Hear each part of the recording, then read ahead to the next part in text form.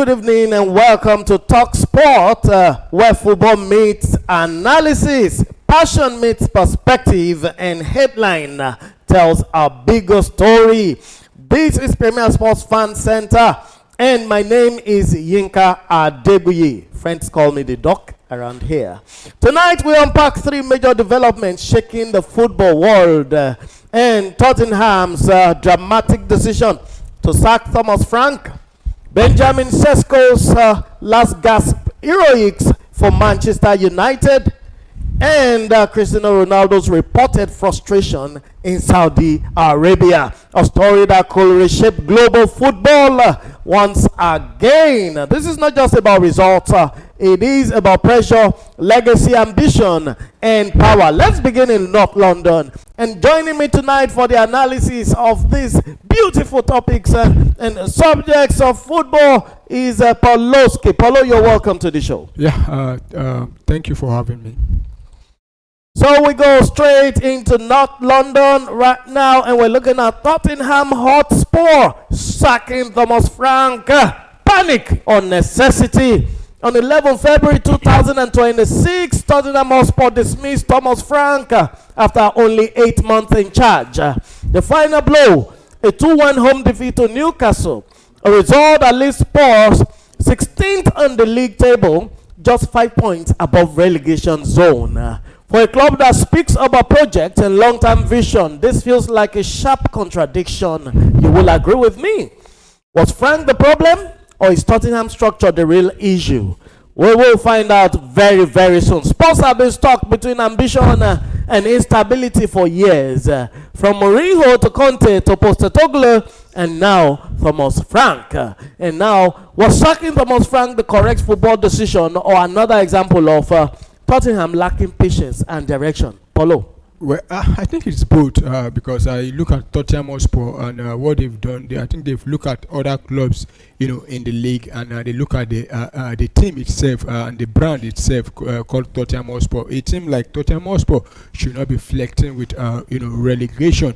And you look at Tottenham, they believe that if the likes of Manchester United, Chelsea could sack the manager and bring on interim or probably new managers, and suddenly they're on the rise. I think they themselves can also do it. But I think Tottenham Hotspur they don't have that patience enough. Apart from, I think the longest I've seen a manager stay with them should be probably Mauricio Pochettino, who was able to guide them to about 200 plus games. Apart from him, I don't think there's any manager that's lasted up to 120 games with them. We remember Mourinho coming on, Antonio Conte, Nuno Espirito Santo, and Jibo. So all of them all together. So, but at the same time, they want to look at clubs that have been, patient enough to give, managers, time. But you look at Tottenham, I think where Tottenham is getting it strong is not about the managers. I think it's the recruitment of players, which the board have not, addressed. So, if you ask me, like the question, I think it's a combination of both. Right, so a combination of both. It might be perhaps the management is missing something, and perhaps the players need some rejigging. And at 16th place and flirting with relegation danger, is this squad underperforming, or is the club's recruitment model fundamentally flawed? I know you said something about recruitment the other time, but assertively, I'd like you to talk about that. Yeah, I think it's both. The team is underperforming, and the recruitment is very, way below the standard is supposed to be at Tottenham. I could remember the days they had the likes of Harry Kane, Heung-min Son, they have Van Tojin, they have Toby Adeweb, Ugo Lloris, and you look at Sport right now. I don't think there's any players there that I can say this is an elite player at the moment. All they have are just flashy players that perform once in 2 months, not just once in a month, once in 2 months. And Solanke and co. And they have a very, very rough tackling captain. Talking about Cristiano Romero, he's not a reliable defender. So I think they have issue with recruitment. They've not been able to bring in the right caliber of players that the club needs to move forward. Though some will say they've been spending a lot of money. Yes, they've been spending monies on those players, but are they the right profit? Are they the right fit? And how do Tottenham itself want to play as a football club? Are they bringing the players that can play the Tottenham Hotspur way? I don't think so. So I think first of all, they've made a lot of mistakes in recruitment, and secondly, the players they've brought in, they are underperforming, and now they are flirting with relegation. And there's a possibility. I think I saw it. Is it this morning that they have about 70% chances of going to down to the relegation? And what Tottenham Hotspur fans should be worried now is that they should look. They need to look at the teams below them. You have the likes of Nottingham Forest, West Ham, Burnley, and Wolverhampton Wanderers. I think Burnley and Wolf will definitely go down, but West Ham, Nottingham Forest, and Tottenham Hotspur will have to battle it out. We saw Nottingham Forest yesterday, almost getting all 3 points. But same with West Ham. Yeah, and now and Tottenham Hotspur, it's finding it difficult to defeat those 3 teams. And you look at the fixtures that Tottenham have these days now. In fact, the whole of 2026, Tottenham have not won any game in the Premier League. So it's looking very, very dim for them. Right, so it looks really bad for Tottenham. You can hear it right there from Paulo. And this instability we're talking about, does it actually damage Tottenham's attractiveness to top managers and elite players moving forward? Yeah, I think it does, because when you have managers that have, top elite managers that have coached there in the past, coming and living there and complaining. We remember Jose Mourinho, what he talked about Tottenham. Antonio Conte, the same thing. And even Ange Postecoglou, I think any top managers now will be looking at, the sport project and be looking at it's not a really viable one, because the fee is very toxic. They recently let their chairman, Daniel Levy, go also, the man who has been in charge of sport, recruitment and everything. And I think any top managers that want to take the Tottenham job, I want to believe he's taking that job probably because of maybe the money. I don't think you look at Tottenham. I don't think it's very much attractive. Though they have the best, according to Start, one of the best stadiums in the league, and they have number crowds or supporters. Yes, they easily fill out and their their location, stadium, their location, right everything. But the brand as itself, I think it's going to be very hard for them to be able to attract an elite manager. Right, so finally on Tottenham Hotspur, just before you take your breath right there, if you were Daniel Levy, what type of manager would you appoint next? A disciplinarian or a project builder, or perhaps a proven winner? Who would you want to go? Well, first of all, Daniel Levy is no longer with Tottenham anymore. Is he resigned or let go? I think at the start of the season. Or during the at the start of the season. Right. But if you ask me, I think the kind of players they need now is not for them to the players that will win them trophies immediately. I think they need players that will stabilize the team and make sure they get back to the position where they used to be. We know Tottenham used to compete for the top 4, exactly, the top 6, the top 5. But these days, now, I think for the past 2-3 seasons now, they've been competing not been for top 15. Top 15. Yeah, despite winning Europa, they're still winning the Europa League. 16th on the league. And it's looking like they will even end like that this season again. So they need the players that are capable of bringing stability back to the club, not necessarily winning any trophy, but you need to make sure you stabilize the team, like the way Arsenal did under Mikel Arteta. You could see the changes when he came in, started letting players go, the big ones, even the bigger names, players like Mesut Ozil and co. He let them go. Pierre Aubameyang, them some fans were complaining, why are you letting this go? And I think he believes those players didn't fit what he wants to achieve with the club, and he started bringing in those, and we saw the stability, and immediately the club was stable. You could see the progress that they were making and challenging for. I think that is what Tottenham Hotspur need right now. Right, so from crisis in North London, we move to drama in Manchester, where one moment of brilliance changed the narrative completely.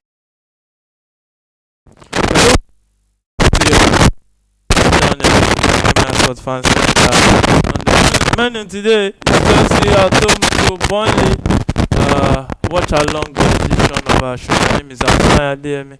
I'll be your host for today, and Chelsea has a big chance, and Kopama will play it, and it's in, as early as the 4th minute of that encounter. Chelsea lead 1-0. That beautiful assist for the from the cold man himself, Cole Palmer, and João Pedro converts it as expected right there. So from Casado for the run of Cole Palmer. Cole Palmer drops it for João Pedro, and it goes in to the. Oh, that was a assist from Pedro Neto, not Cole Palmer. Pardon me. And look at that again.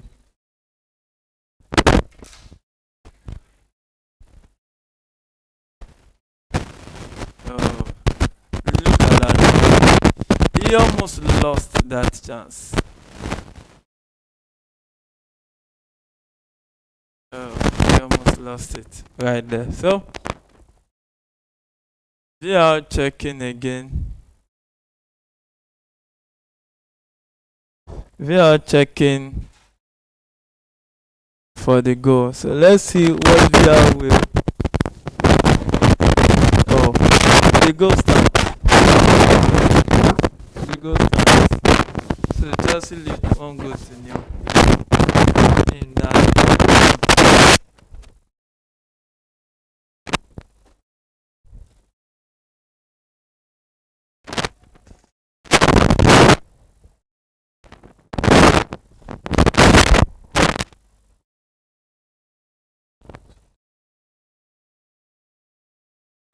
So ball forward, and that will be thrown to Burnley right there in that encounter.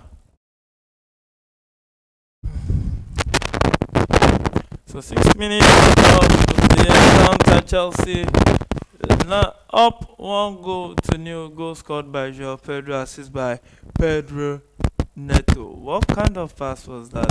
Who pass? João Pedro. You could do better than that right there. So to Burnley.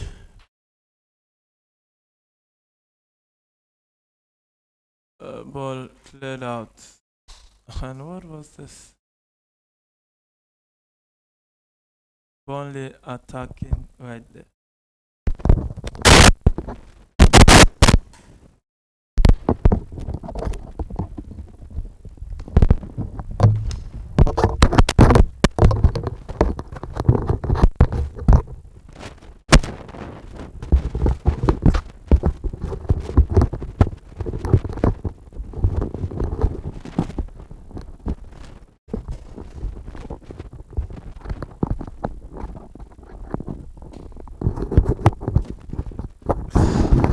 Since the Chelsea goalkeeper held the ball more than 10 seconds right there, and that's a corner kick to Burnley. What was that?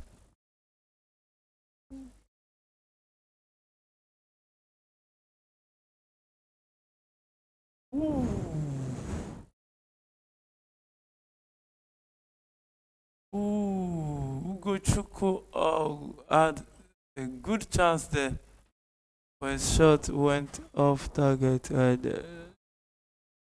Oh.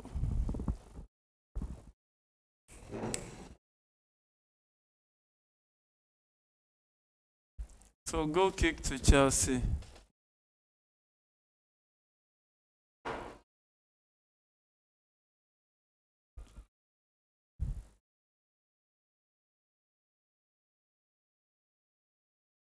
And Chelsea playing from defense to attack. And the referee says that's a foul right there.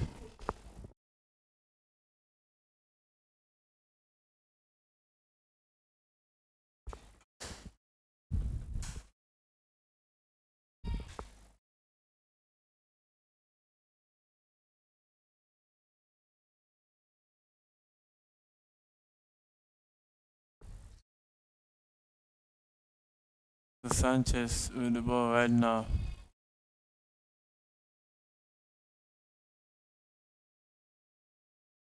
His teammate. Back to Sanchez. Chelsea trying to build up from defense to attack. Would they be able? Will they be able to round up this game in the first half?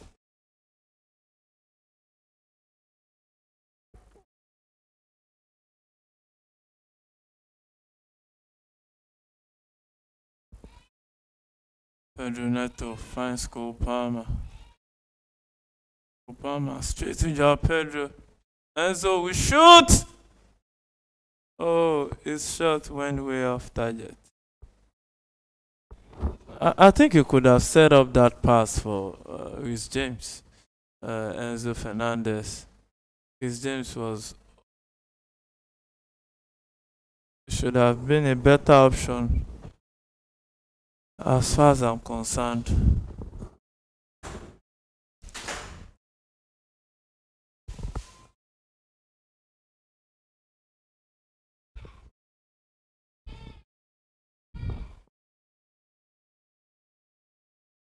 So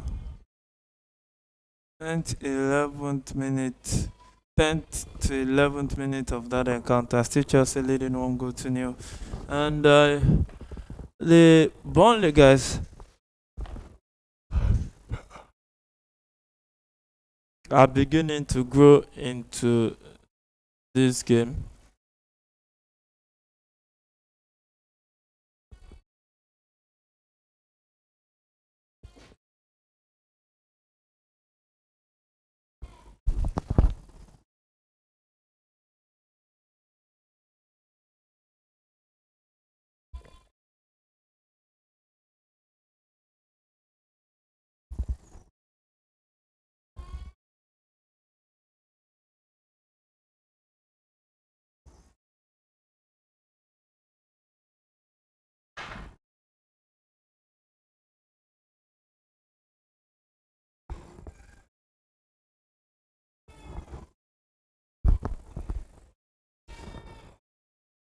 So Chelsea still in possession of the ball. Andre Santos finds Malo Gusto. Yes, it's going to be an exciting night of football.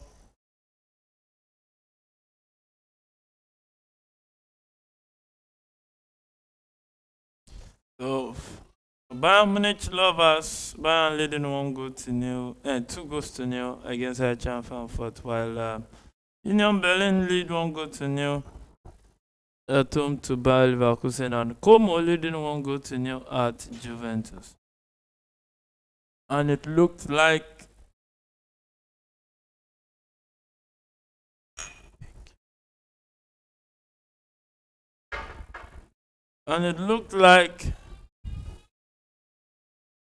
it's going to be a long time for Juventus to go back to where they were.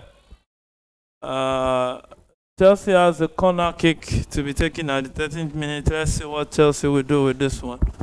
Rhys James will take it straight into the box, headed out by the Burnley player right there. And throwing it is to Chelsea.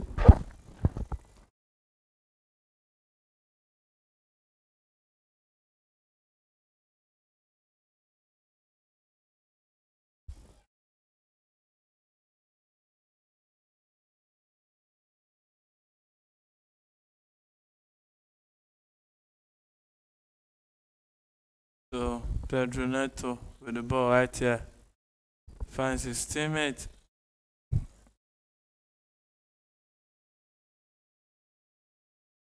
Chelsea playing with serious intensity. Let's see.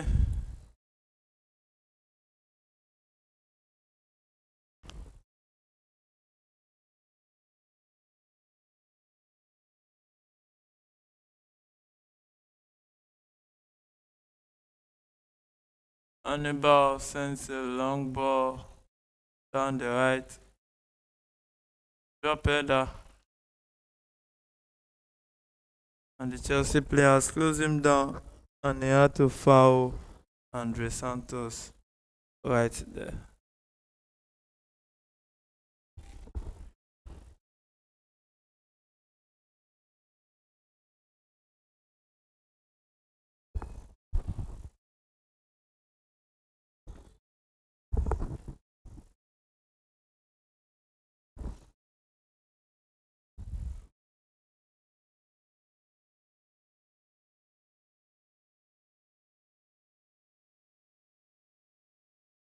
So throwing to Chelsea. Quarter of an hour gone already at the Stamford Bridge. João Pedro, the difference between the two sides, 1-0 at this bridge. But it's football, anything can happen at any time. So you don't want to trust that, hey, one team has won at this stage of the encounter. Anything can happen. So you just have to know that yes, it can happen at any time.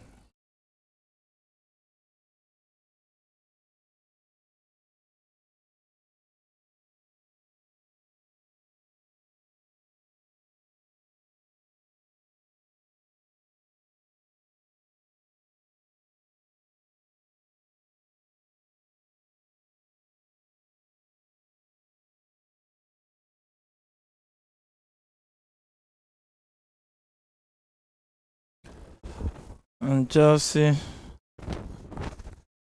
in possession of the ball. Malo Gusto going with the ball right there. Pedro Neto try to attack this one. Malo Gusto will cross into the box. Headed out by the Burnley player. Casedo wins it back. Sends it straight to Reece James. And Reece James cross this one. And he slides it out for a corner kick.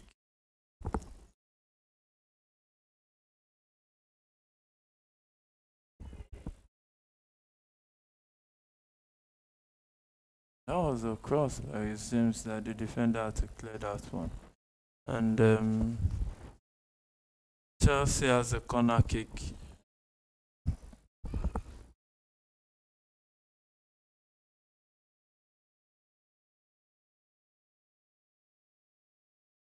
Corner kick taken.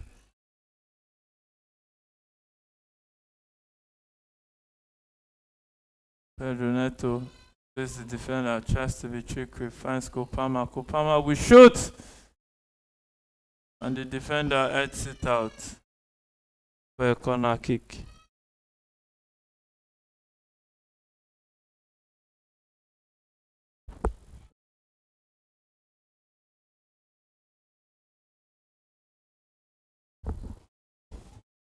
So Pedro Neto will take the corner kick again.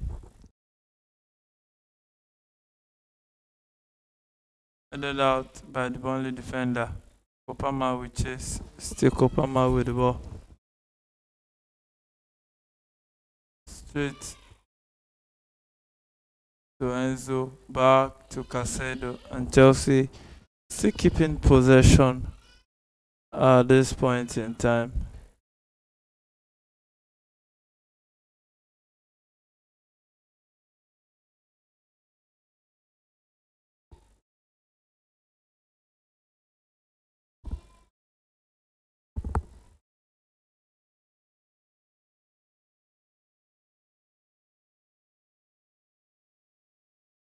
So Chelsea attacking down the left. Malo Gusto with the ball right now. Turns it back to Andre Santos, to Casedo.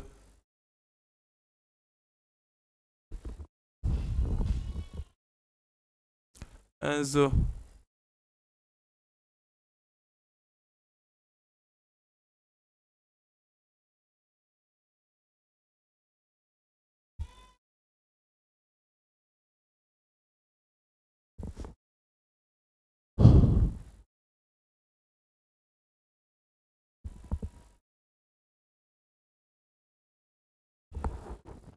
So Chelsea chasing possession right now.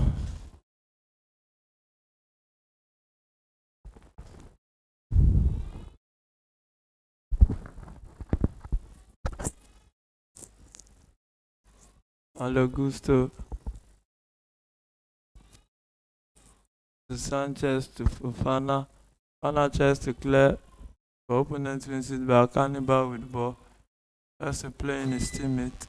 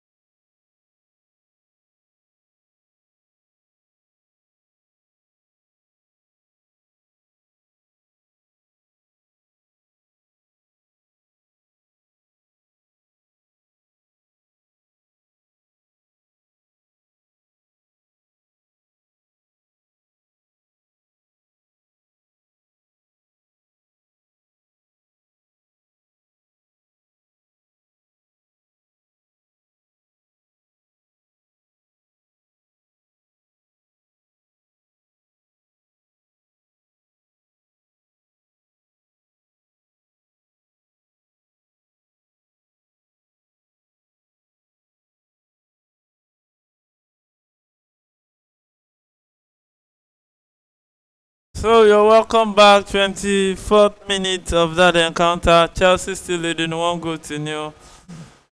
Halftime in the current fixtures in the German Bundesliga.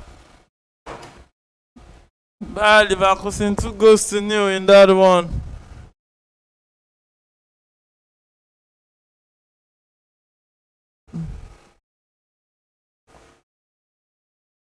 And the 2 goals were scored by Pavlovic and Harry Kane.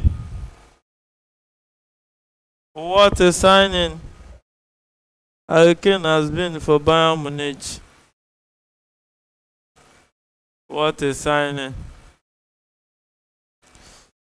He has scored 27 goals already this season and 5 assists in the league. In our competition, I think he should be extended to 30 plus goals so far this season.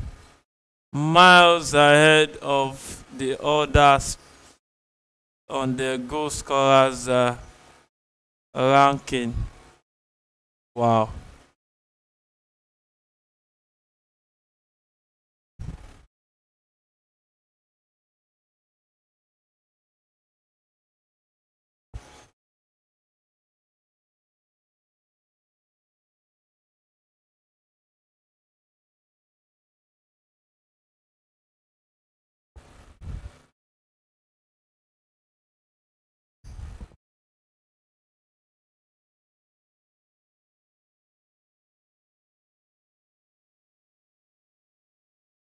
So trying to Burnley.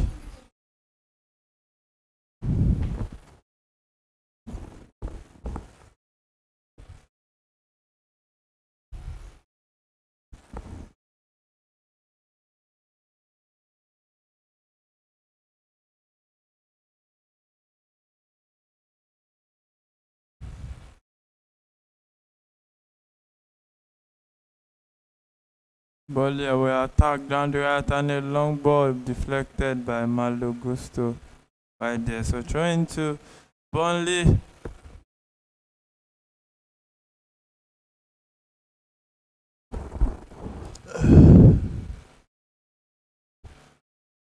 And it's been a good game so far for Pedro Neto. It has been almost everywhere on the right and left. Made that run that led to the goal. A cross by Burnley into the box. Roberto Sanchez will grab that one and grabs it easily right there. So Chalobah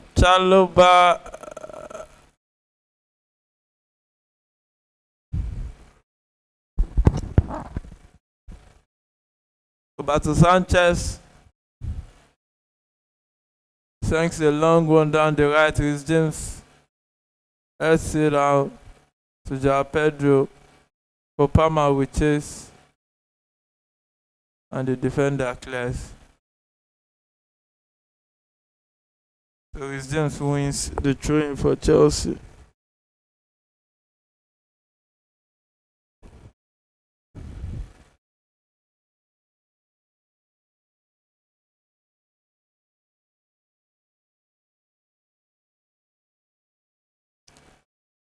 And Luis James will cross this one.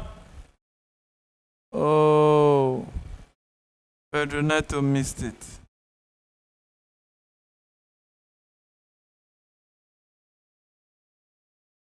Look at that delivery from Luis James.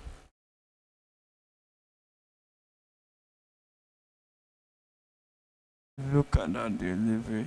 Pedro Neto couldn't connect. That could have been 2-0 Chelsea, but hey, still 1-0.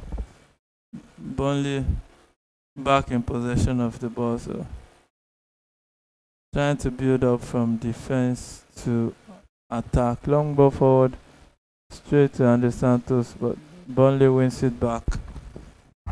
Well,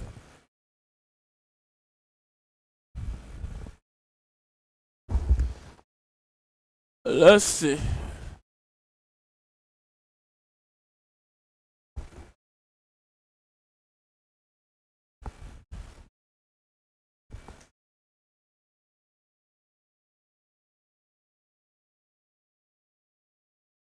That's a throw into Burnley right there.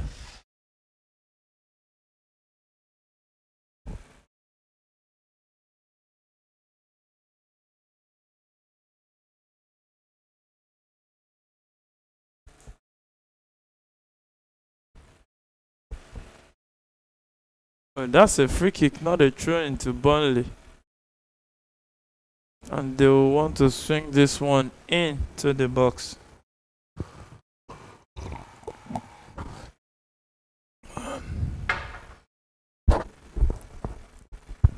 So 30 minutes of football played already.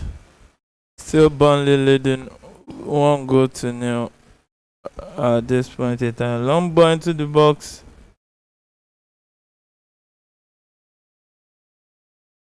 The Chelsea player is down, Andre Santos.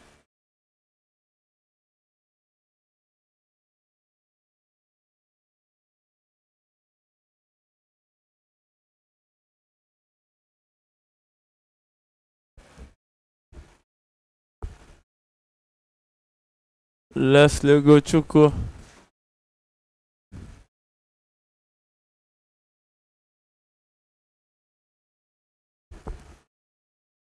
See this building up from the back. I just hope he doesn't get these guys into trouble. And now Casedo is feeling the pain.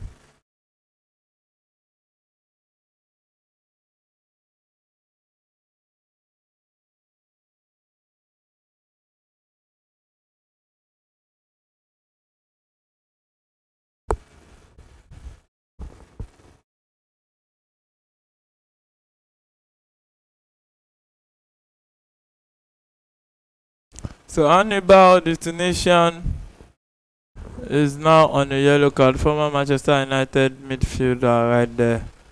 Who didn't really shine in bright colors for Man U. But let's see if it will shine in bright colors for Burnley.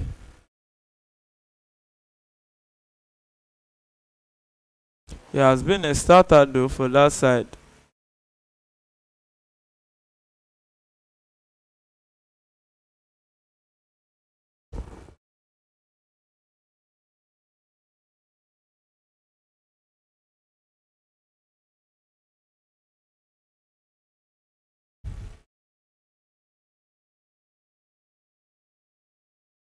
Zim set it up straight. Oh, Fofana set it up straight to his James. And Chelsea are attacking with the ball. Pedro Neto running down the left.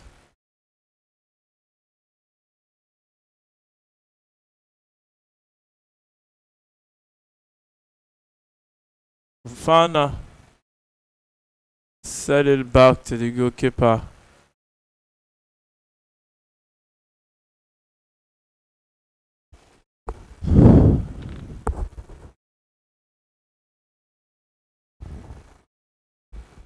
And Chelsea currently chasing the game.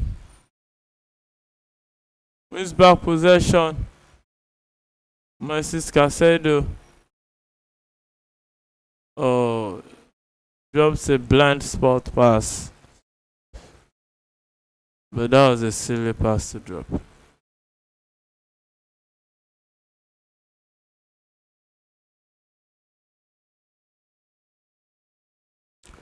Only now attacking 3-on-3. Can they be productive with this? Chalobah dispossessed the defenders. And Malagusto, I think, was under pressure there to lose that ball like that. I think he could do better. Now Leeds United makes it 1 against Aston Villa. Leeds United makes it 1. A yellow card to Wesley Fofana.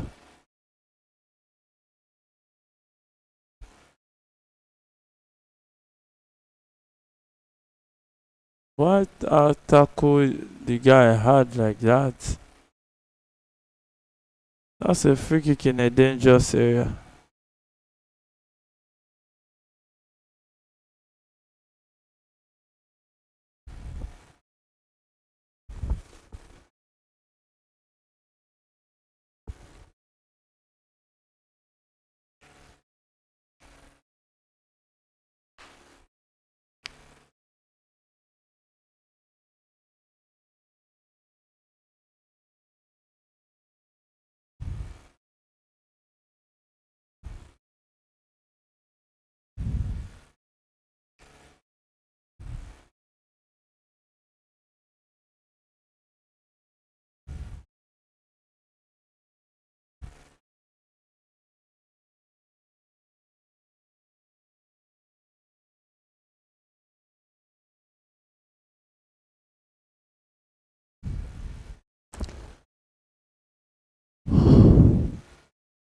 So free kick to Burnley at the 35th minute of that encounter.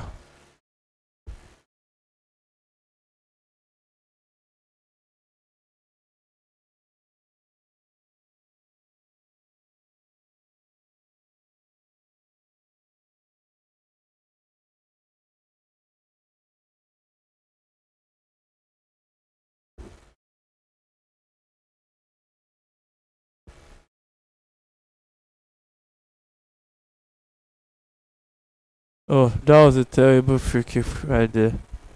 And Brighton lead at Brentford 1-0.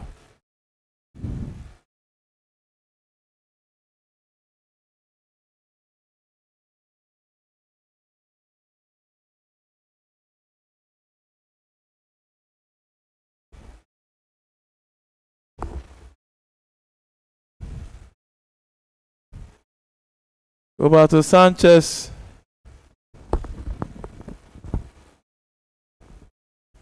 We will start play with a goal kick.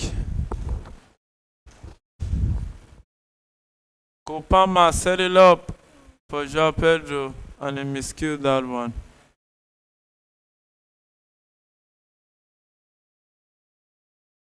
And he brought straight to his teammate up front. But the referee says that would be a free kick.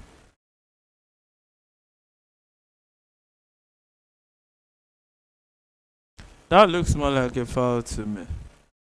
Pedro Neto went straight at him and the collision and all.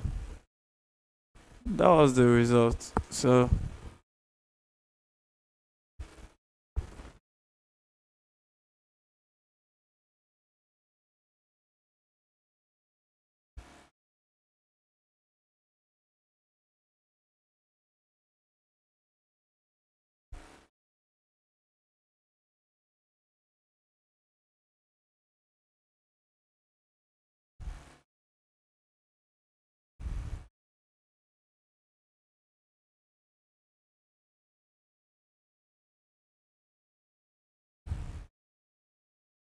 and Kopama with a good chance.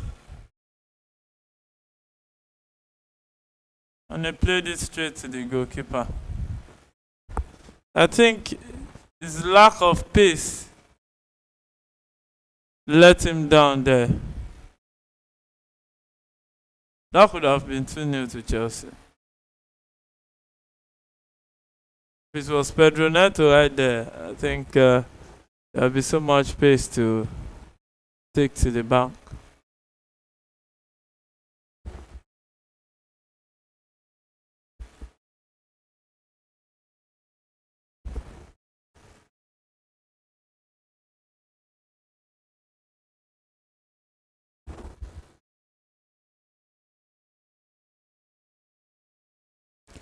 Chelsea wins back possession. Reece James.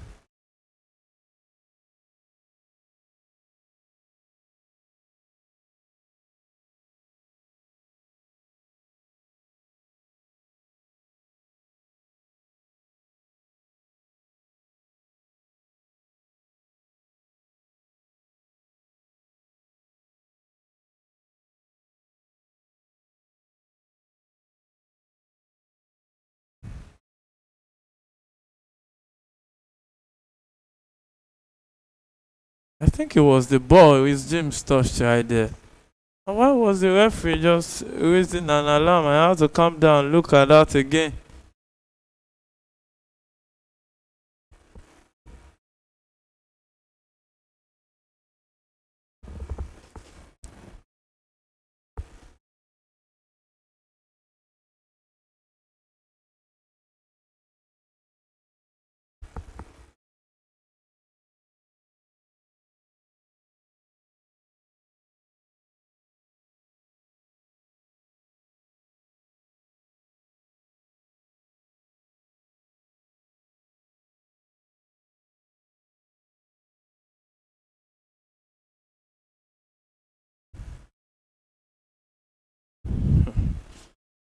So 40th minute at the bridge, Chelsea leading 1-0. And After this game, there will be 11 matches remaining in the Premier League this season. A lot of tough fixtures to come out for Chelsea. Maybe they'll face it one day at a time. And that was a good clearance from Miss James. Well worked attacking movement from Burnley. Cross into the box. And Miss James had to clear. Because there was a Burnley player behind Miss James. So that was an on-time clearance. Corner kick taken quickly. Headed out. And a bar will shoot straight to the hands of Sanchez.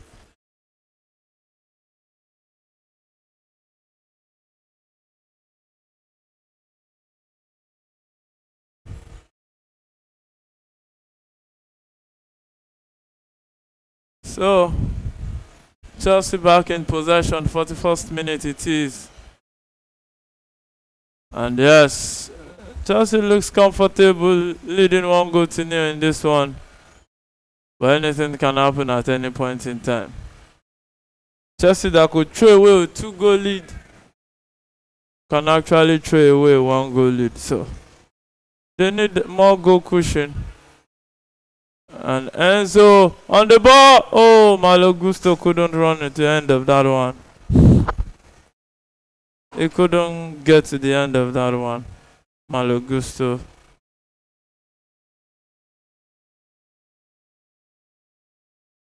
Look at Kopama here.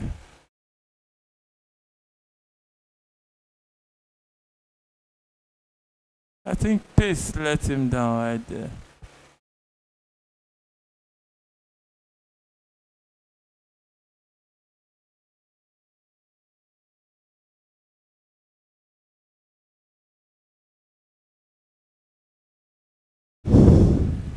And one thing to talk about has to be Roberto Sanchez. How he has really improved this season.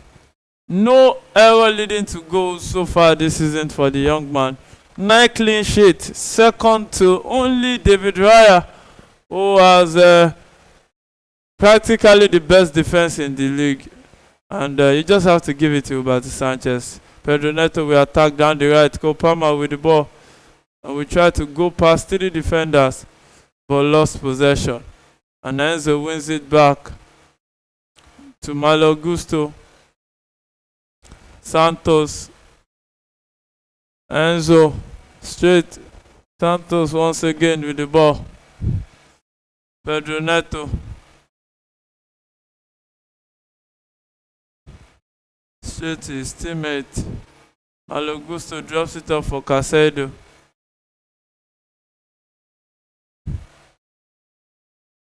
And Chelsea trying to keep Burnley defending with their lives, if you call it that way. With James trying to build up from defense to attack. Kopama dribbles past Kyle Walker. Kopama returns it back to Pedro Neto. Malo Gusto straight to Casado. Kopama drops it.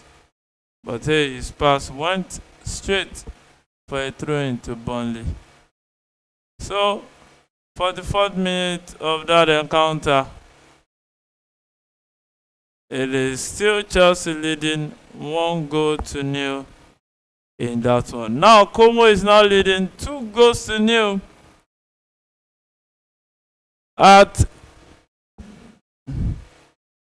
the old ladies' home ground. Right there. Wow. This is a huge win for Como as at 80 minutes if they can. This will be a huge win for Como if they can hold on. If they can hold on, they are now in touching distance to the 4th spot. So, if they can hold on, maybe there's light at the end of the tunnel for them.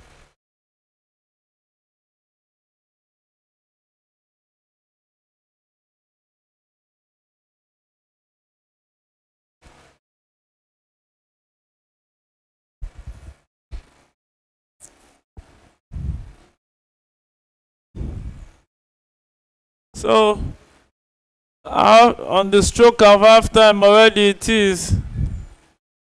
Chelsea still leading 1-0. Will they add more goal cushion? Still left to be seen. If they will at the end of the day.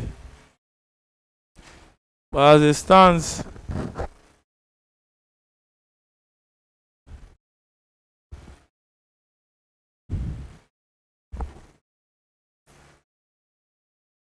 it's Chelsea leading 1-0. And the players currently playing from the back and risking a whole lot. 2 minutes additional time on this one.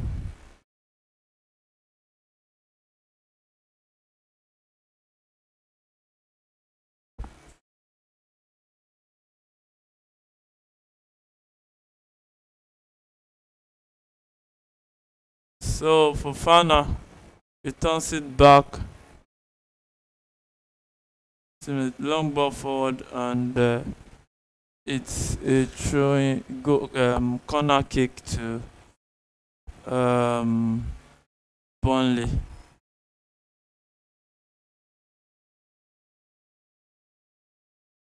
Look at that early goal. Oduneto drops it and Joao Pedro converts it.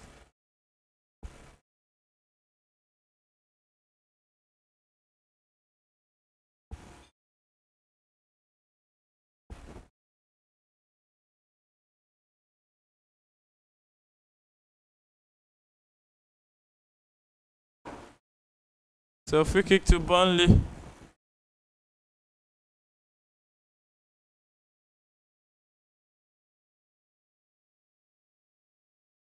Last minute of additional time.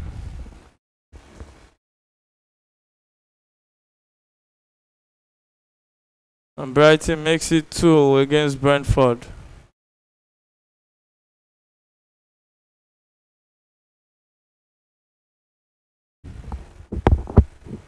So let's see if Burnley will convert this one. Hannibal takes it, headed out by Chelsea, and the referee says it's half time already in that. Chelsea lead 1-0 at halftime. We'll go for a short break. When we return, it will still be the Watchalong show.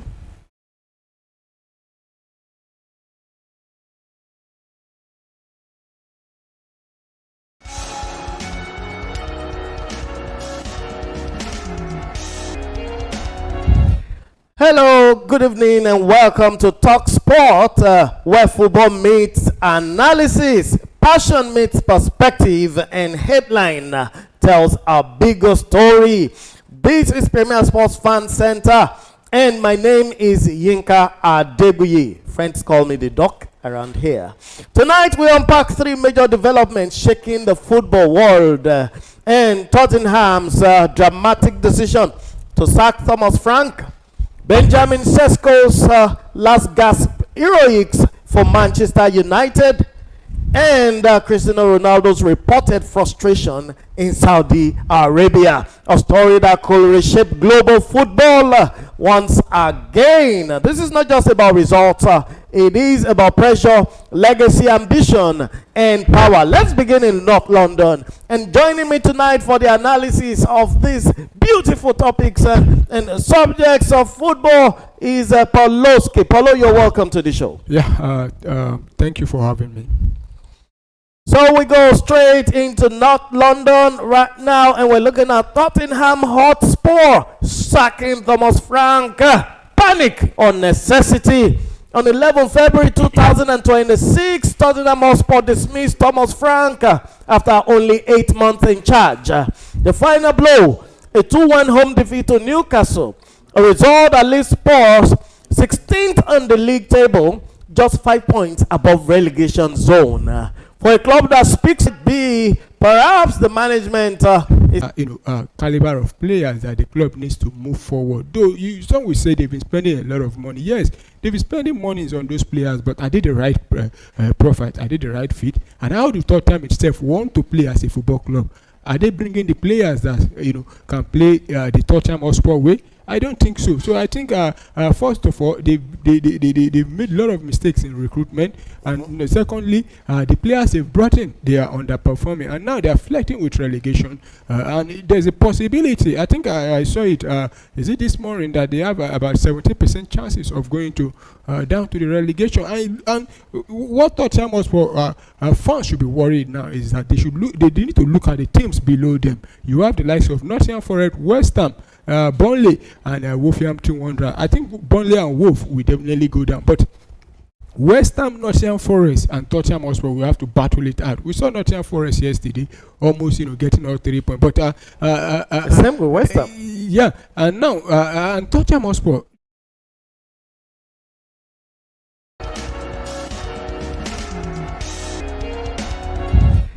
Hello, good evening, and welcome to Talk Sport, where football meets analysis, passion meets perspective, and headline tells a bigger story.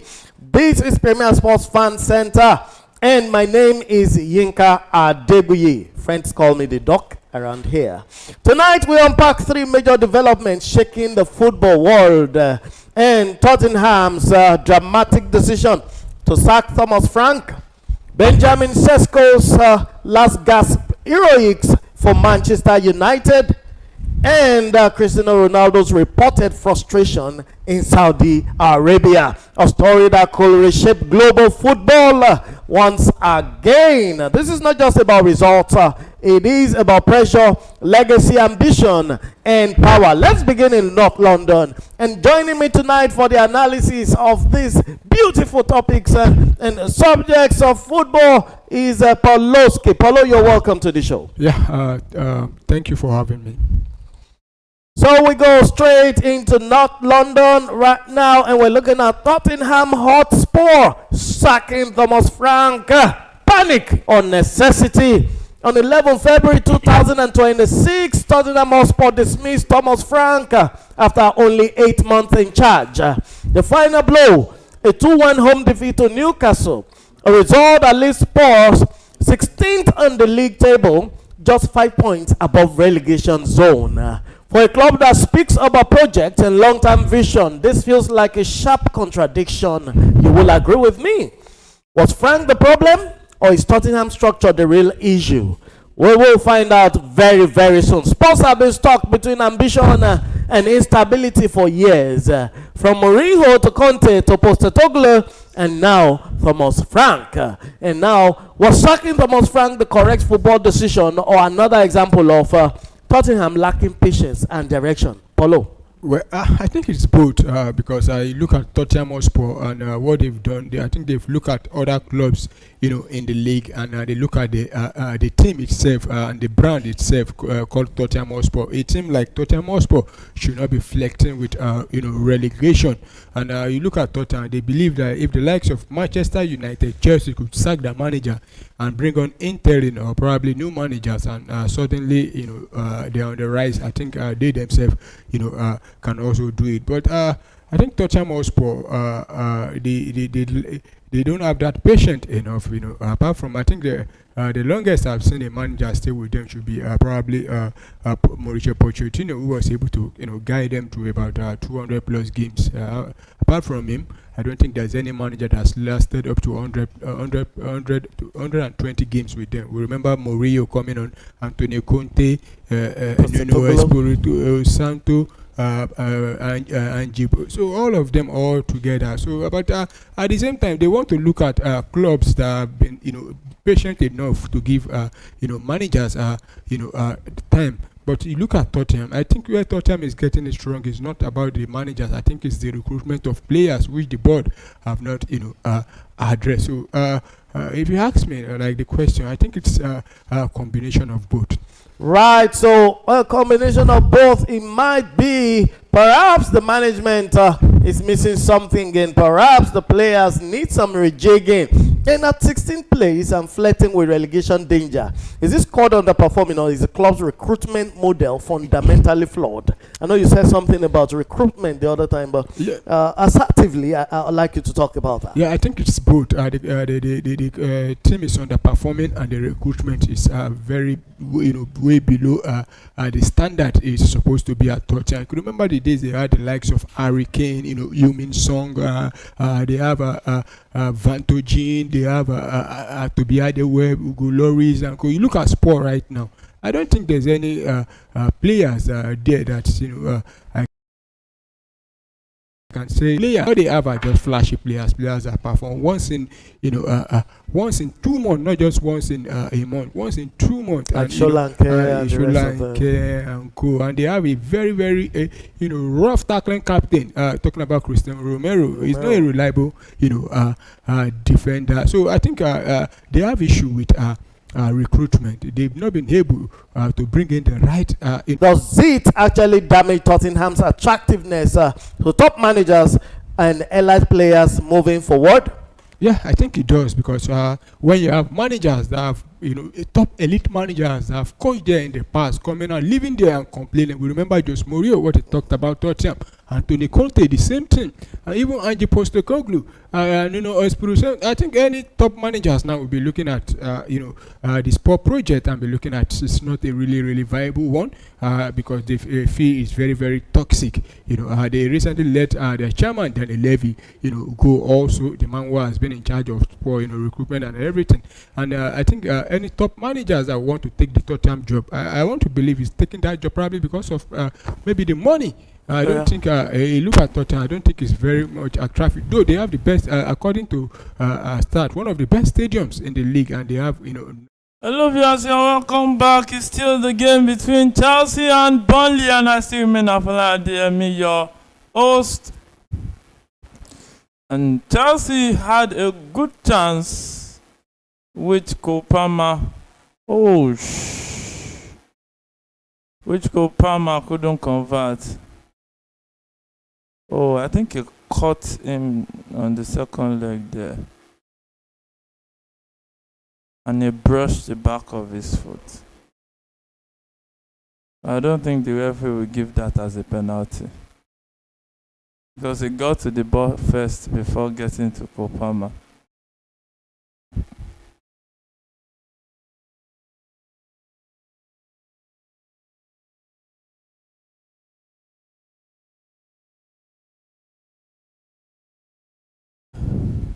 So play on it is 1-0, still just leading.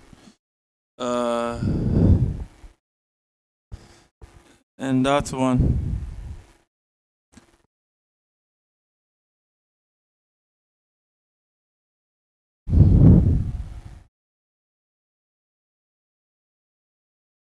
Walker has been replaced at halftime for Lucas Perez.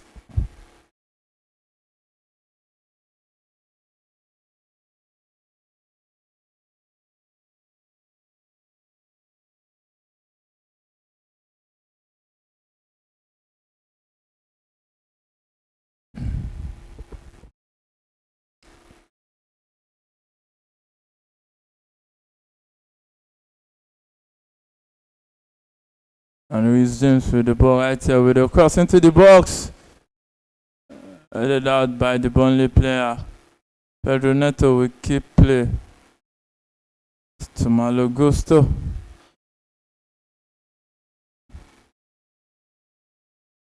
Still 1-0, Chelsea leading at home to Burnley.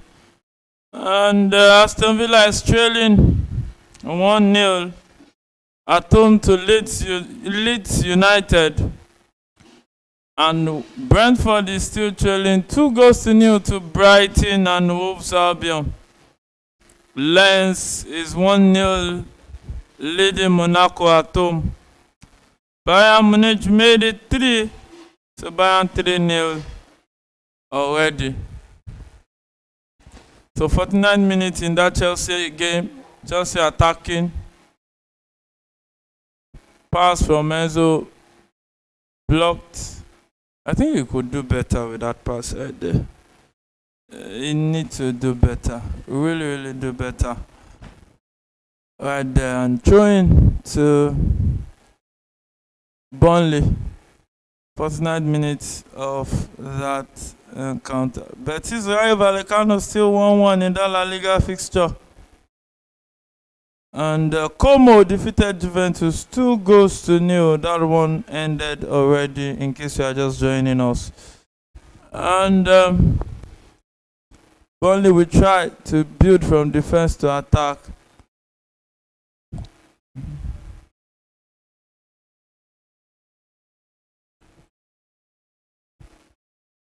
So Burnley wins a free kick. 50th minute of that encounter, and the goalkeeper will take it.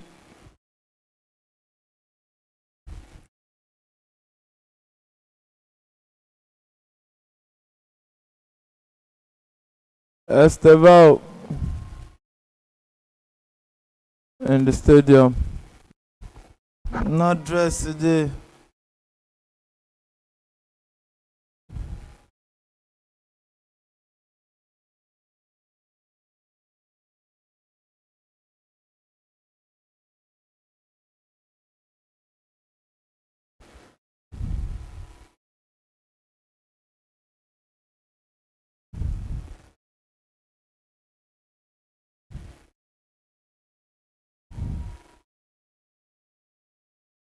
And Harry Kane was the player that made it 3 for Bayern Munich. So 2 goals today already for the English striker.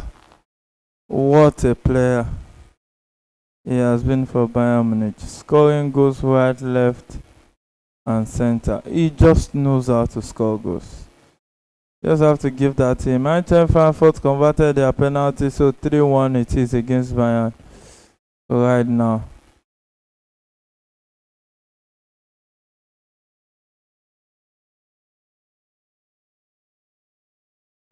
And Kopama will attack with the ball, drops it for Joao Pedro. Joao Pedro! His shot was deflected off target.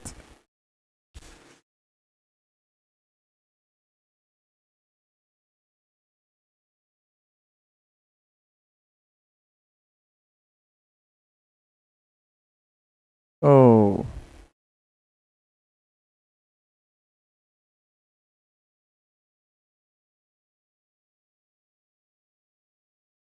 I think you could have just said a pass to Pedro Neto there.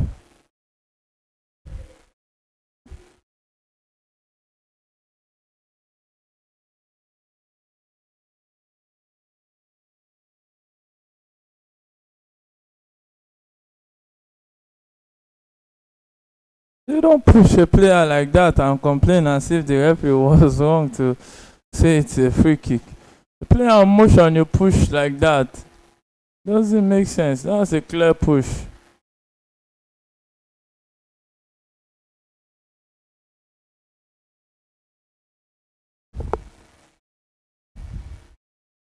So free kick to Chelsea, 53rd minute of that encounter.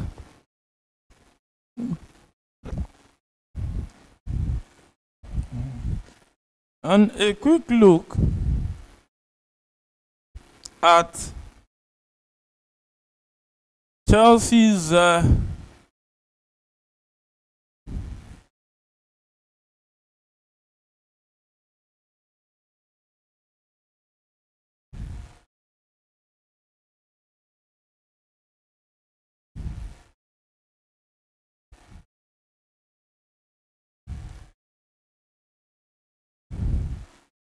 quick look at Chelsea's next round of fixtures.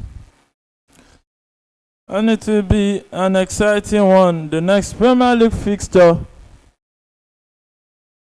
for Chelsea is to go away at Arsenal. After that, 3 days later, there will be also away at Aston Villa. Then an FA Cup game. Then at home to Newcastle.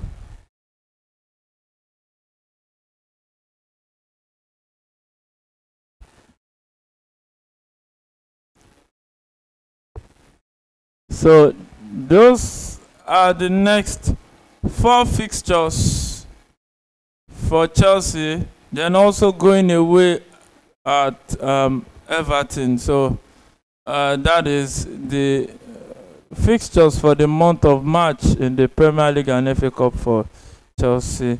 We are still yet to know the opponent they will be facing in the UEFA Champions League.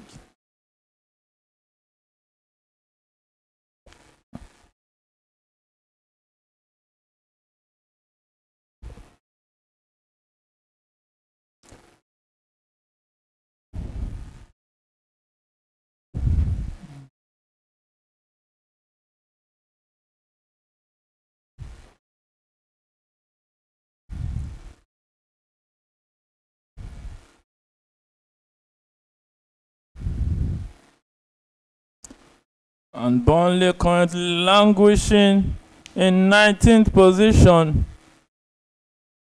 They are 9 points away from safety with 11 games to go. Yes, there's still hope, but you never can tell if it is a visible hope. That was a good drop header, but Wesley Fofana was at the right place to get that one to safety. So Kopama still running with the ball. Drops it for Pedro. Pedro will shoot. The 2 Burnley players were already on the ground to block that one from going into the back of the net.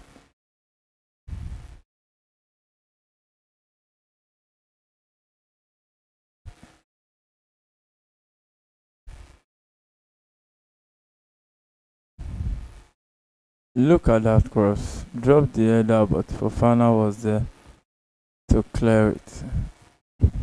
So corner kick to Chelsea. Right here. 10 minutes, 11 minutes played already in the second half. Still Chelsea leading 1-0. And the resumes to take this one into the box.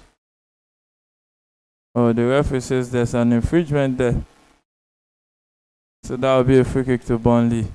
So the next 5 fixtures for Chelsea is actually one to look out for, because the next game is going to be away at the Emirates Stadium. And Ugochukwu is being withdrawn for Burnley at the 57th minute and going out for Ward-Prowse, James Ward-Prowse, the former West Ham midfielder, a set play specialist. So, goal kick.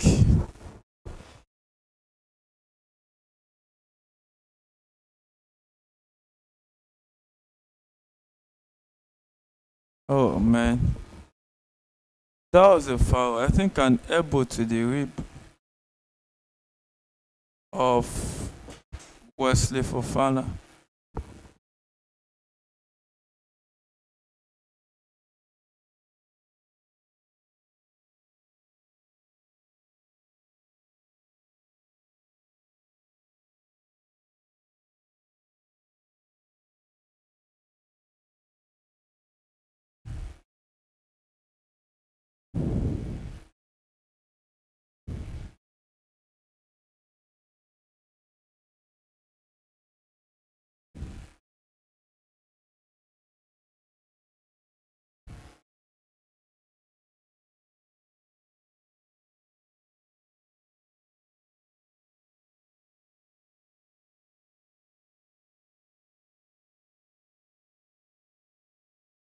So game will start quickly.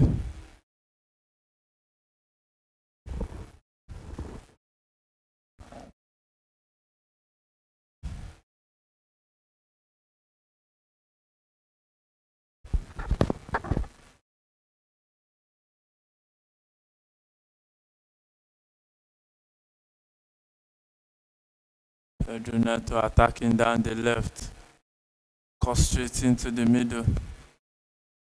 Drops it for the run of Malo Gusto. Pass. Oh, Kopama couldn't trap it. That was a good chance. Kopama couldn't trap it right there. Kopama with a chance to shoot. Drops it for Andre Santos.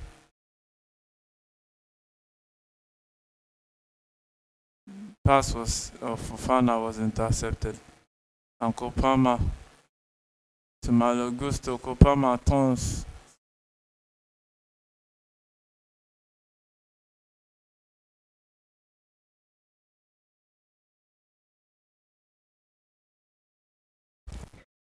And still Chelsea in possession. 1 hour of football played already at the bridge. We've only been able to see just one goal right now.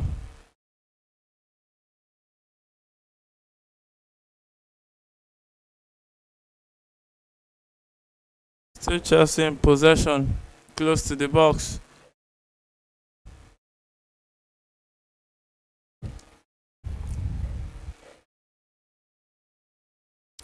Andre Santos straight to his James.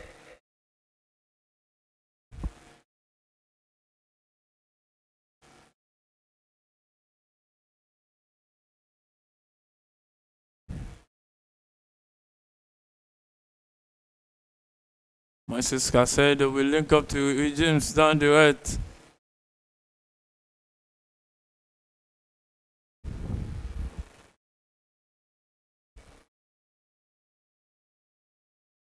And a cross by Fofana, headed out.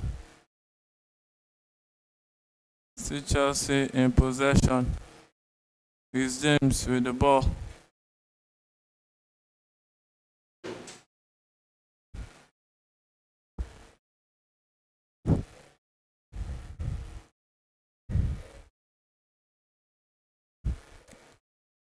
Pedro Neto tries to run down the left.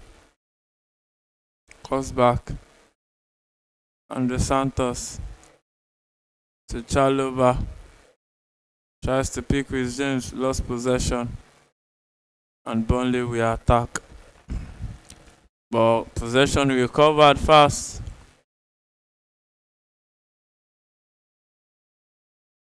Wow, and the Bayern game is now 3-2 at the 88th minute of that one. So Bayern living dangerously right now. They might lose their lead.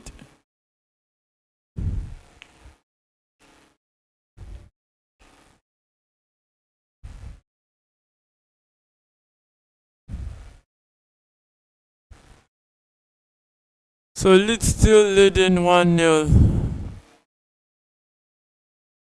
at 68 minutes of that one. Still Brighton leading 2-0. And the Chelsea scoreline also still remained 1-0 to Chelsea.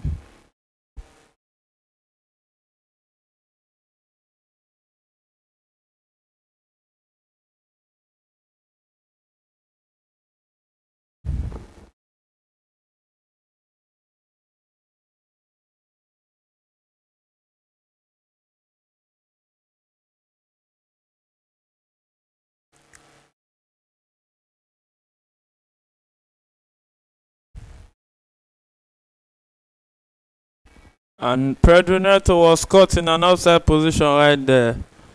And it's going to be a free kick to Burnley. But one thing about Liam Rosenau, the Chelsea coach that took over in January, he has not been bad.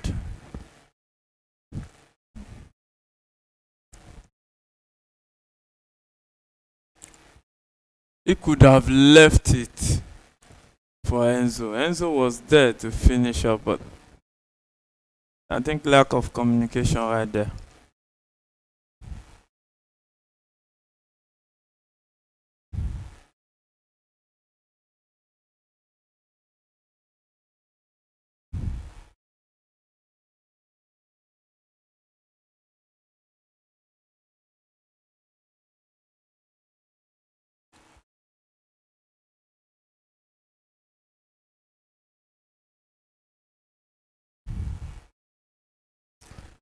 So Chelsea chasing possession again. With this, there are signs of passing from the back.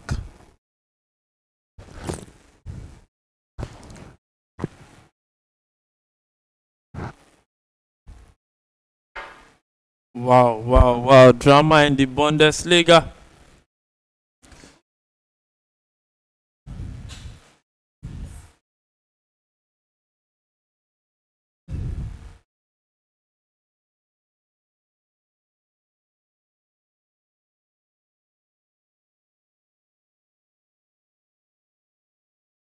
Ooh, Kopama trying to work his way through there.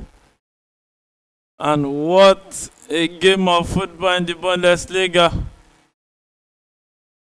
After Wolfsburg going 2-1 ahead, Augsburg came back and scored the third goal at the death. Augsburg leading now 3-2. 7th minute of extra time. 4th minute of extra time in that one.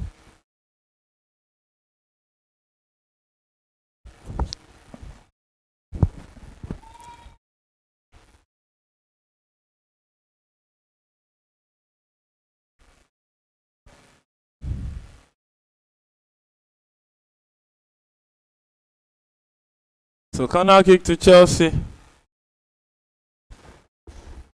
Will they convert this one?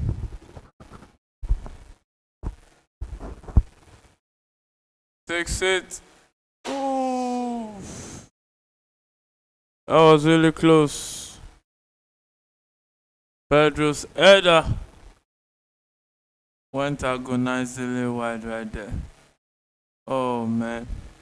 Just a little flick would have done the trick. But it was also disturbed by the Burnley defender. So Chelsea 1-0 up right here.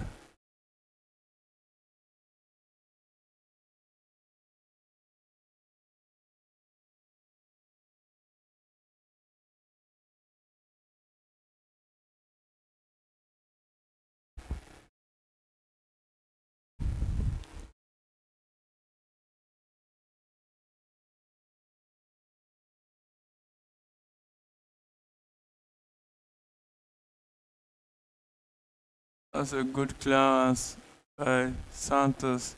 Pedro Neto gets it, finds Palmer. Palmer controls it too much. I don't know what has been wrong with Palmer in this game. Has been making too many mistakes as far as I'm concerned. He should be doing better than he is doing in this game. He should really be doing better.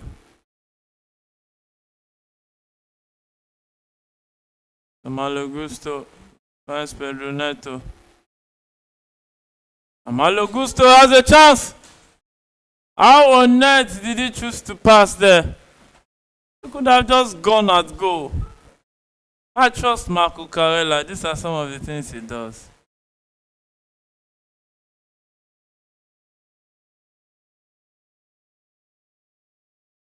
And the rebound was still slow. Why not chase the ball? I guess maybe he was tired.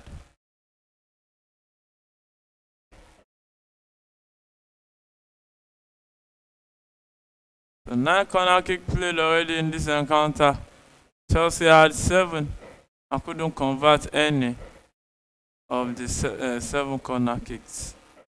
Kopama wins back possession.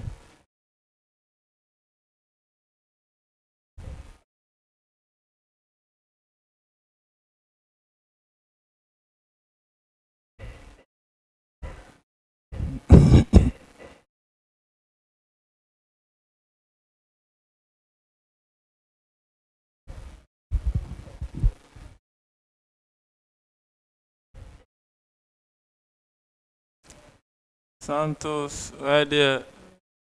Moses Caicedo. Fofana with the ball. Straight to Chalobah. Chelsea still have possession. Andrew Santos right there. Oh, his pass was intercepted. And Chelsea recover back. Pedro Neto running down the left with the ball. Malo Gusto drops it for his teammate. Moses Caicedo to Reece James. Tries to play a smart one to Enzo. Uncle Palmer been trying to dive to these days. I don't know what's wrong with him. Pedro Neto with the ball.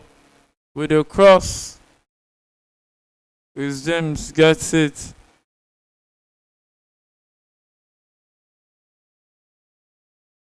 Caicedo will shoot! His shot was blocked. Maybe a corner kick to Chelsea. So, 70th minute of that encounter, still Chelsea leading 1-0 in that one. Oh my God. Bayern, 60 minutes of additional time, still 3-2. What a game of football. Who would have thought Bayern will concede 2 late goals? Kalumuendo and the penalty from Bokat. So already in the last minute of that one, Bayern. Let's see if they can hold their own, or maybe they will do another Arsenal to Eintracht Frankfurt. So corner kick to Chelsea, 71st minute. Takes it, headed out. Kopama to Malo Gusto. Kopama gets it. Lost it.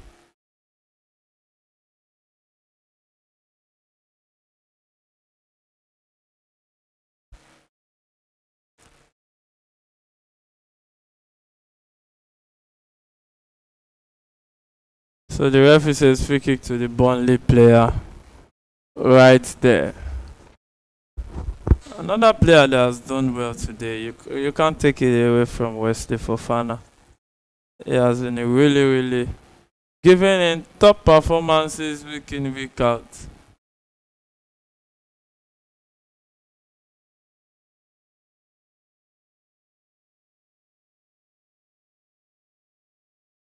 And Wesley Fofana has been given a red card. The second yellow and a red card.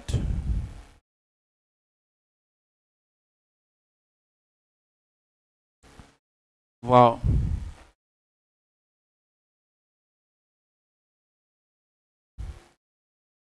A second yellow and a red card. So Chelsea will play the remaining 18 minutes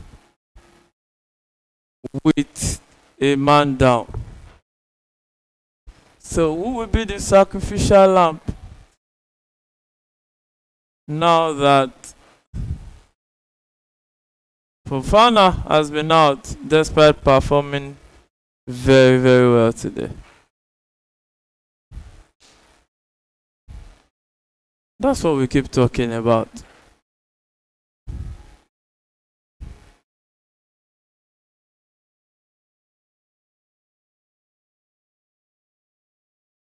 I think Reece James better drop deep rather than attacking.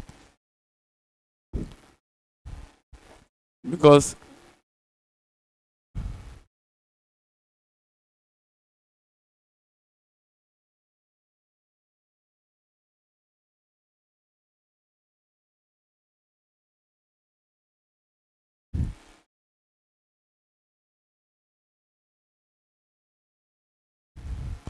so the coach is about to bring on Tosin Adarabioyo into the game. And Cole Palmer has been withdrawn.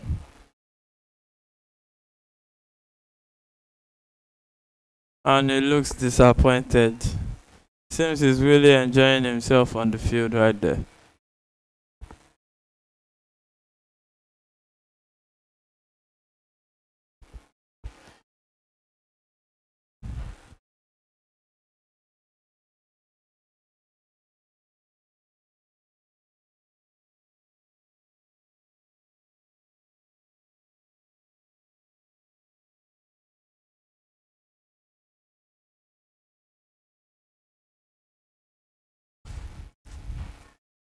So Tosin has come on for Kopama. So I think Joao Pedro have to drop deep.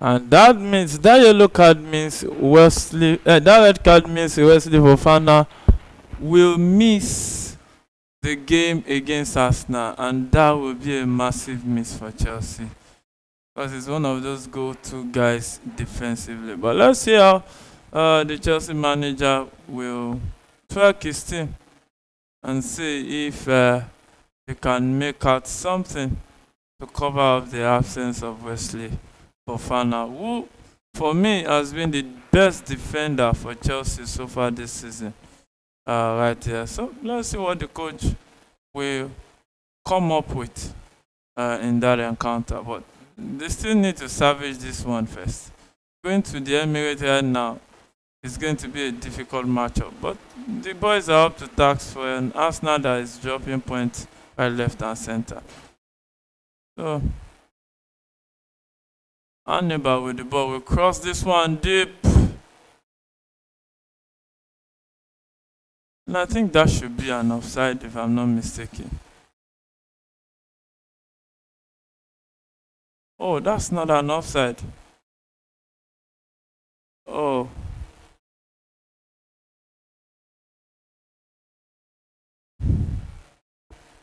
That was a good block by Enzo Fernandez. Oh my god. These guys looks like they will get a go.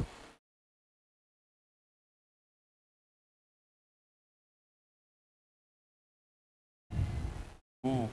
Why Enzo didn't clear that ball? They are one man down, for crying out loud.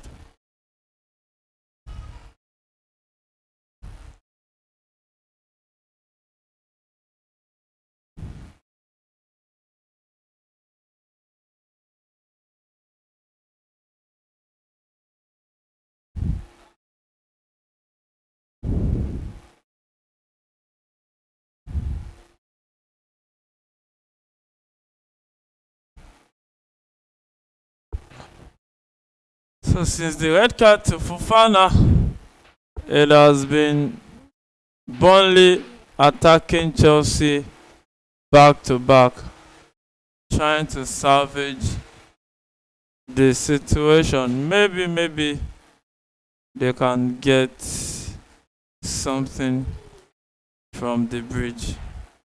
So Bayern game ended 3-2, and Bayern Leverkusen lost right there. So let's see how Dortmund will respond. Lorette in for Larsen. Larsen in for Lorette. That's for Burnley. I think they will want to attack right now. They have one man advantage. Maybe they will make it count. Chelsea, really disappointing to go one man down and leading just 1-0.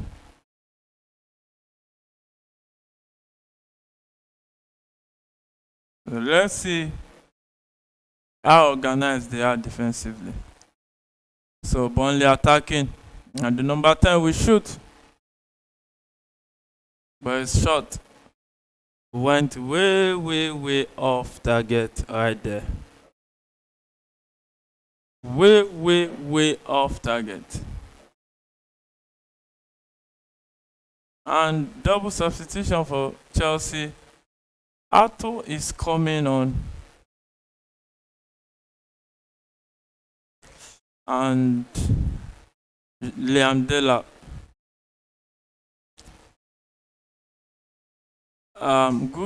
Malo Gusto is coming off for Arthur, while João Pedro is coming off for Liam Delap at the 80th minute of that encounter. And that goal since I think 3rd or 4th minute is the only difference so far in this encounter. So let's see if these boys can hold on to this lead, or maybe they will bulge under pressure. Only time will tell. So let's see what Liam Delap will bring to the table.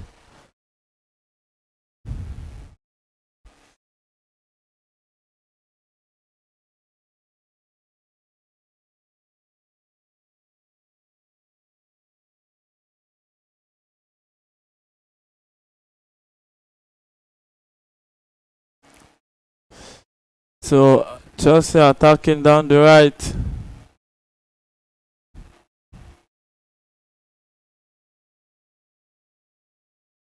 Ooh, lost possession defensively. And a cross, that was a good stop from Chalobah.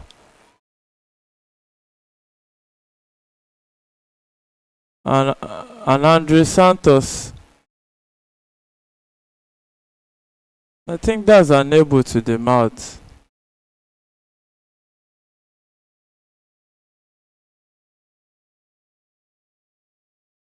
Wow.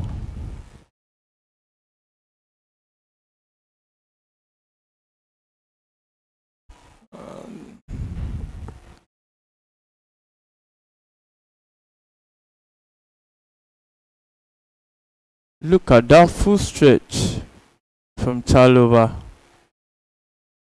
If he had missed that, maybe the scoreline would have changed. And Chalobah sends it forward for Liam Delap.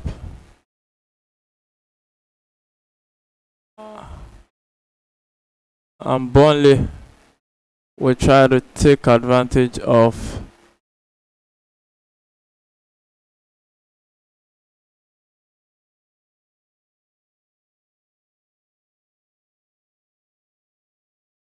and the game is play on. Pedro Neto dribble passes marker, and we run down the right, still with the ball.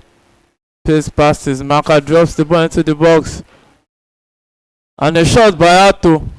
Played it as if it was on his weak foot. Terrible finish from the I think Netherlands. Yeah.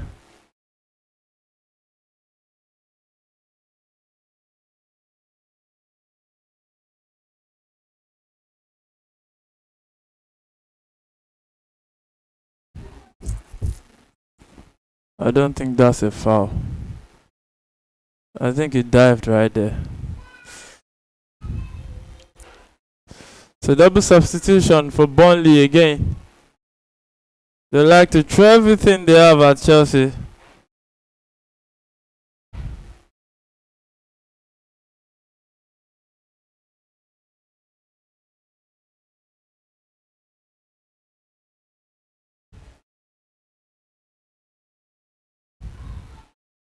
So Humphries and Anthony out. Burns and Tuana in. So let's see what will happen in the last 6 to 7 minutes of this encounter. Still Chelsea leading 1-0 though. Let's see if they hold on to this one, or maybe they will concede. So Running down the right, Watcha. That was good defending by Ato.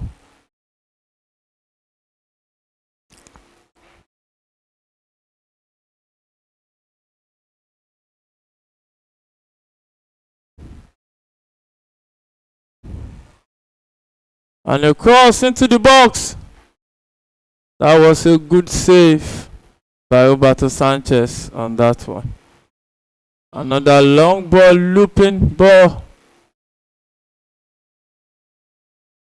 Offside it is right here. And at least Chelsea can put a breath of fresh air.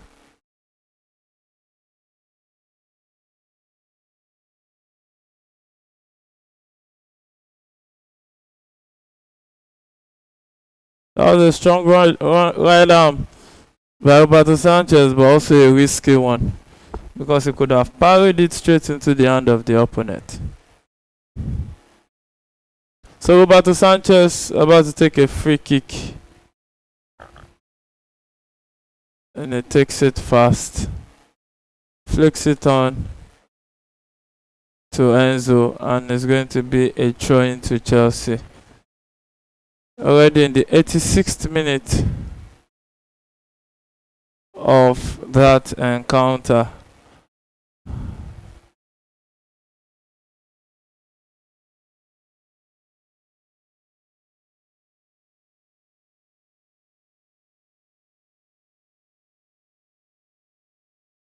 Liam Delap cross it.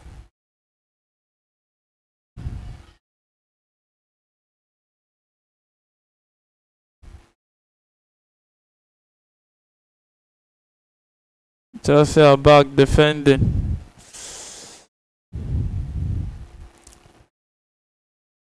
And every time Burnley attacks, they look dangerous. That's a corner kick to Burnley.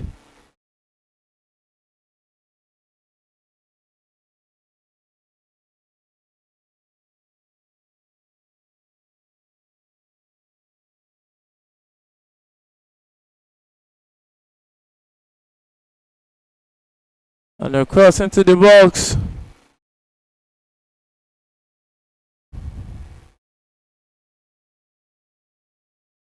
Ooh, Sanchez tries to pick Neto, but it went straight to Hannibal.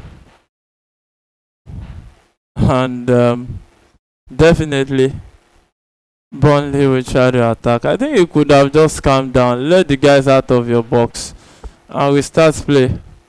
Now the boys have to defend again. That was a unnecessary foul by Enzo. Honestly, that's the same way Fofana was careless to get that red card. There are some tackles you don't go into. What is this?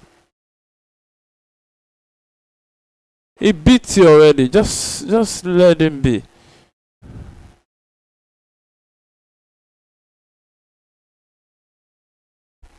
And Chelsea looks like they are going to defend for the remainder of this one.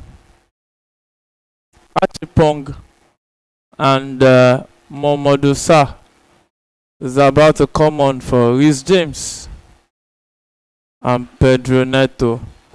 I just hope that it's now that Reece James is injured.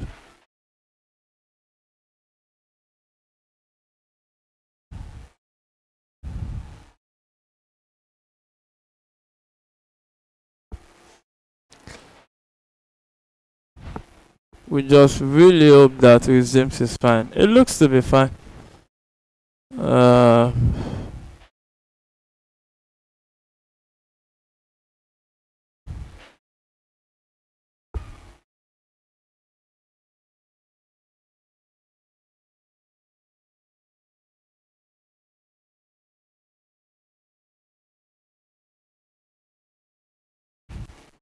So Ward-Prowse on the free kick.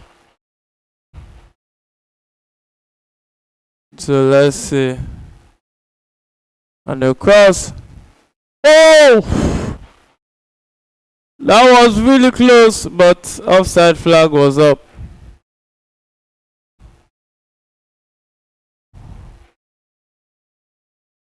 Yeah, I think that was an offside.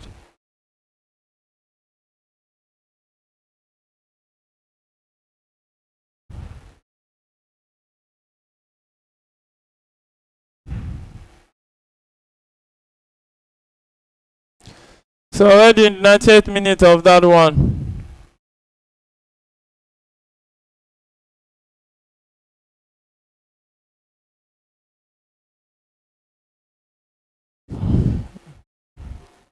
None of these sides have scored this second half. All the goals that they are still having, leads at 87 minutes, still leading 1-0. Brighton 2-0 at the 84th minute. Chelsea still leading 1-0 98th minute. All goals scored in the first half of those encounters respectively. So Chelsea look to be defending everything right now. And who can blame them? They're a man down already.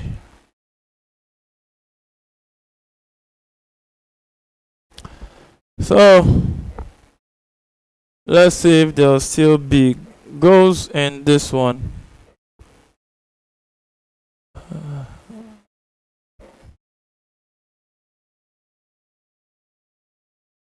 So 6th minute additional time it will be.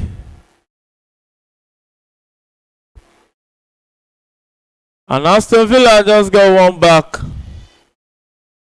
So it's now 1-1 in that fixture. 89th minute. 10 minutes ago it was.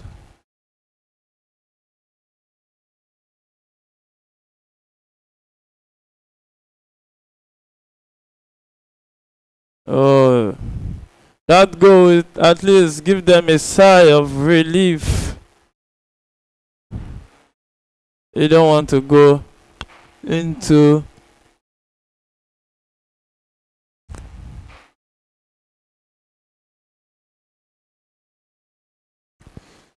and Enzo lost the ball right there. And Burnley will restart play.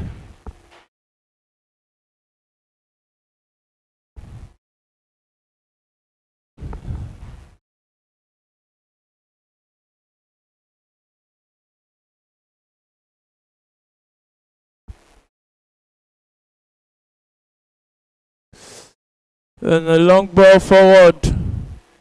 And that was a good block by Andre Santos. Andre Santos right there on that one. 2nd minute of additional time it is out of the 6. 13 corner kicks played already. A lot of corner kicks on this one. And that's a goal. And Burnley has equalized. What a shame. How on earth did they slip off at this time?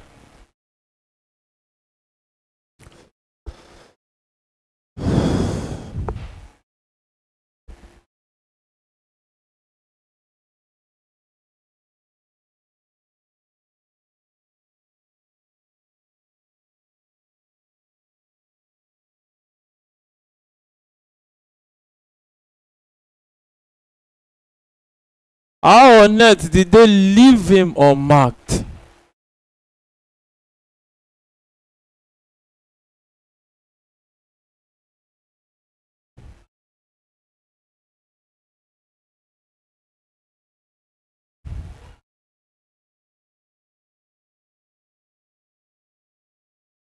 The free header, the goalkeeper had no chance right there. So 1-1 it is already in that game.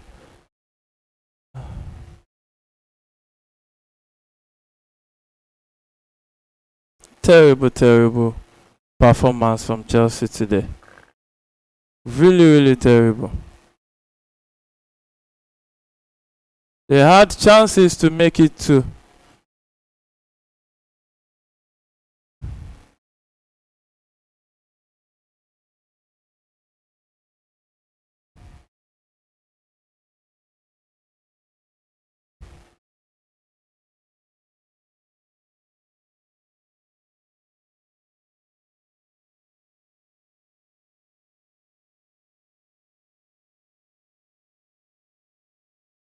So yellow card to Arto right there.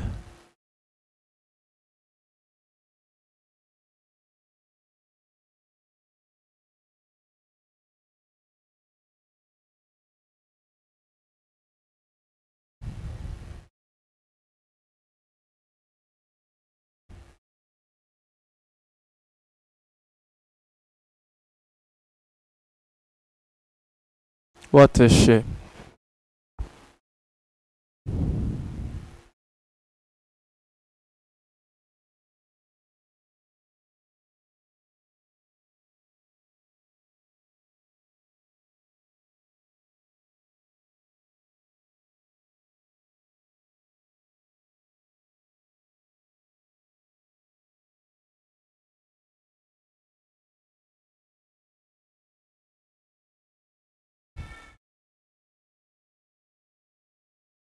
And another corner kick to Burnley.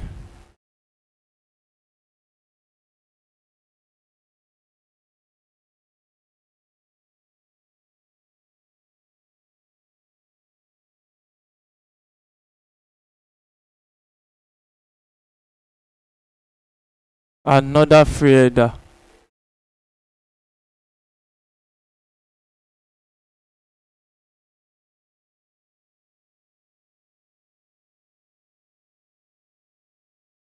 Another free header. No coordination in the defense since Wesley Fofana left. Terrible, terrible time.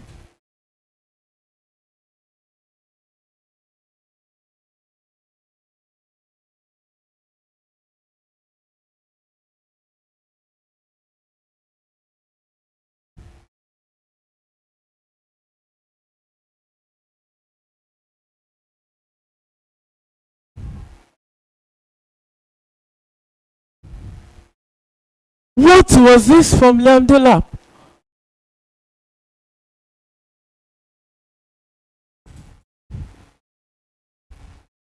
So that's the final whistle. My name is Afolayan DM. Thank you for joining us. Till we meet again next time. Good night and God bless you.